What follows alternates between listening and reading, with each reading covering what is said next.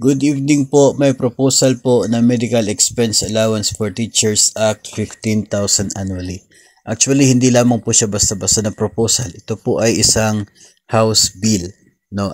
And also, dalawa po sila. No? Nakikita po natin mula po sa website ng House of Representatives. Dalawang bills intended para po dito sa Medical Expense Allowance ng mga guro. No? Unang-una po dyan ay ito pong bill na submitted po ng mga Makabayan Bloc, no, pinapangunahan po yun ni Alliance of Concerned Teachers, Representative Franz Castro. No, sila din po ni Representative Manuel at I guess si Congresswoman Brosas, no, yung isa. Tatlo sila po na author ng isa pong bill na may ganito pong purpose.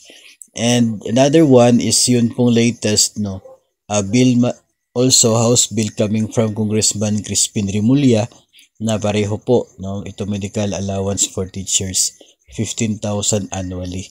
No, hindi po basta-basta proposal, kaya lamang puro bills pa ito mga master at nakapending pa lamang ito sa committee doon po sa House of Representatives. So masyadong malayo pa po, no, yung kinakailangan na proseso ng mga bills na ito bago ito magiging batas at ma-implement. So importante po na alam natin, no, yung bill ng act Alliance of Concerned Teachers 2022 pa po yun, pending.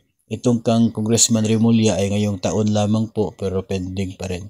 So yun nga, totoo, legit, merong proposal, merong bills, pero so far sa ngayon bills pa lamang po sila at hindi pa po ito pwedeng ma-implement kasi hindi pa po ito sapat na maging isa pong basihan, no, for the release of or request of budget and for the release dahil nga bills pa lamang po, hindi pa po yan ang pag-usapan, hindi pa po aprobado at hindi pa po batas.